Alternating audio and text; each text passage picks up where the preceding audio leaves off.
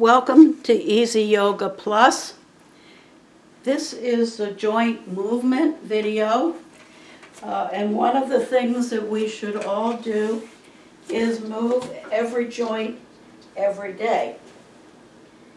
So I will take you through that sequence. First, we will start with the upper limb, our arms, our wrists, our elbows, our hands, and fingers. We're going to stretch our fingers wide, putting as much distance between the thumb and the pinky finger as possible. Then we're going to bend the first knuckles for bear claws, and then make a fist. So stretch, bear claws, fist. Stretch, bear claws, fist. Stretch, bear claws, fist. Stretch, bear claws, fist. Stretch, bear claws, fist. Doing this about 6 to 8 times.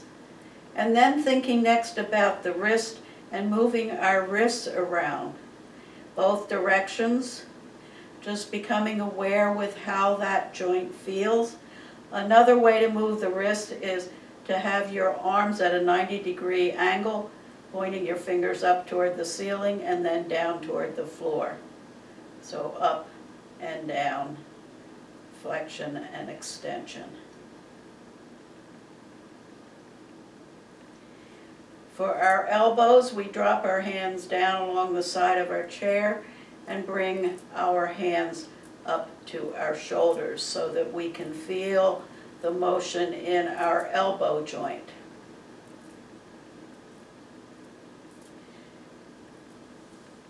In addition to our arms, we need to think about our shoulders, where our arms attach, and moving forward on your chair to give you a little bit of room, you can lift your shoulders up, roll your shoulders forward, drop them down, rolling them back, trying to get those shoulder blades to touch, and just roll those shoulders around, feeling the shoulder joint, maybe noticing some stiffness or soreness on one side that isn't on the other, maybe not, but just becoming aware of how your shoulders feel, and then reverse direction and go the other way with your shoulder rolls.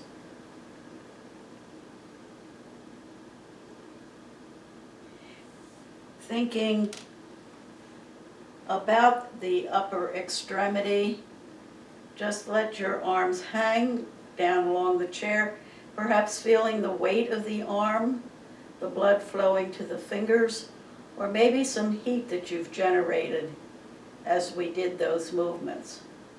Then bring your hands to your thighs, positioning your head over your spine, and then tipping your right ear towards your right shoulder to stretch your neck muscles, the muscles in your upper back and your chest. Holding that stretch for 2 or 3 minutes, coming back to center, and then taking that stretch to the other side, your left ear towards your left shoulder. Always moving from the position of having your head centered over your shoulder, this time moving your chin toward your right shoulder. Noticing how far you can get that shoulder, how much distance there is between your shoulder and your chin. Coming back to center and doing the same thing on the other side. This is my side for requiring some extra work because I can't get that chin turned around as far on the left side. So notice what is happening in your body as you do those neck exercises. And then just relax for a moment and see if you still have some tension in your neck and shoulder area, which is one of the spots where we hold a lot of tension. And just do what you need to do, maybe to get that final release of tension. Then bringing your attention to your lower extremity, noticing that I have my feet on a brick, or actually it's a yoga block, You could use a book at home if you need to. The reason for doing this is my feet don't touch the floor if I don't use that block.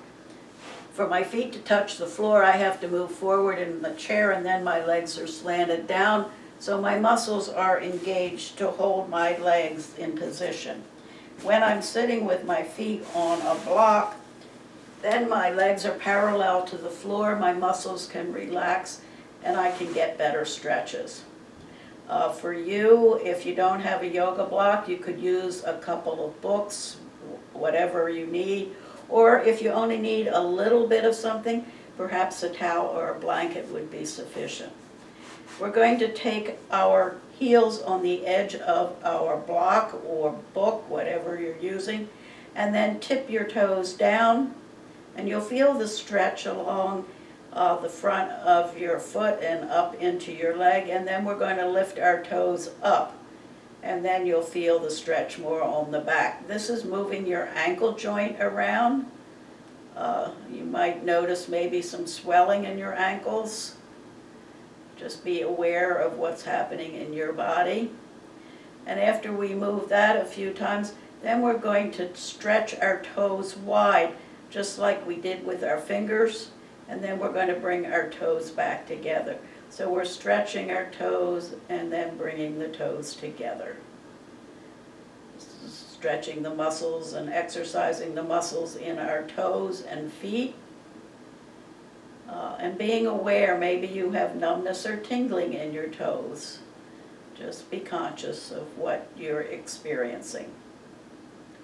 And then we're going to take our hands and our feet, and we're going to combine the stretching. So we're stretching our toes and our fingers. We're doing bear claws and bringing our toes together.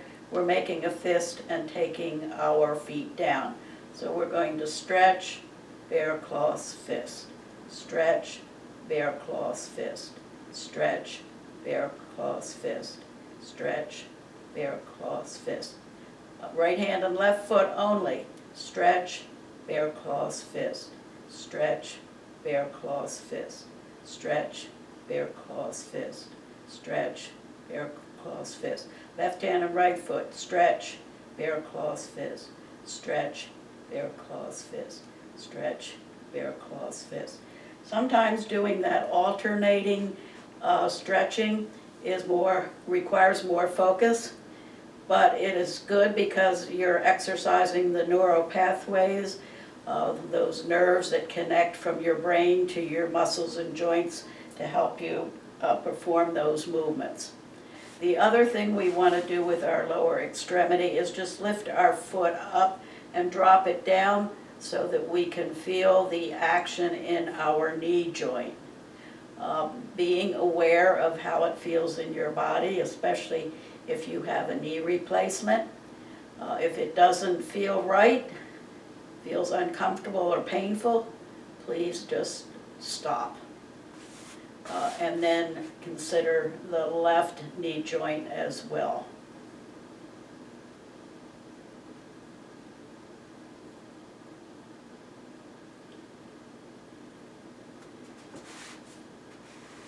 Now we've moved all of our joints except for our hip. And to move our hip, we need to stand. So let's think about being more aware of how we stand. And let's move forward on our chair so that our feet touch the floor. Let's find the four corners of our feet. For those of you that don't know, pretend this is my big toe, this is my little toe, and this is my heel. The corners are right in front of your big toe, right in front of your little toe, and in front of your heel on the inside and outside of your foot. Thinking about getting out of the chair, not the tasks you're going to perform when you get up, makes it easier to concentrate on getting out of your chair properly. Pressing down into the four corners, bending here at the hip joint where your legs touch, attached to your upper body. And if your muscles are strong in your legs, leaning forward propels you up to standing. If your muscles are not strong, you can push off from your chair a little bit until you gain the strength in your legs. Once you're standing, we want to move the hip joint. We don't want to swing our whole body around, we just want to move this joint. So for me, I find it helpful just to let my hands sort of guide that pelvic bone to rotate around in the hip joint. Going both ways so that we get that hip joint flexibility with as wide a range of motion as possible. To sit back down in our chair, we just back up a little bit till we feel the back of our legs touching the chair. Again, bending at that hip joint and coming back down into our chair. Now that we've moved all of our joints, let's bring our hands to heart center and just take a moment to perhaps sense the energy flowing in our body, the energy that we've created with our movement. Maybe just to appreciate the ability to move our joints and our muscles. Appreciating our brain and our nerves that provide the communication. And then bring your attention to your breathing so that you start to focus on nothing but the breath coming in and the breath going out. This is a great way to relax, and there's nothing better to do during these times of stress. For focusing on your breathing helps your nervous system to slow down, to calm down, to help relieve stress. I encourage you to focus on your breathing for at least 5 minutes each day. If you can do it for longer, all the better. Continue to follow me on thewonderofyoga.com and look for other videos that I will be posting. In the meantime, I encourage you to remember the story of the lotus flower,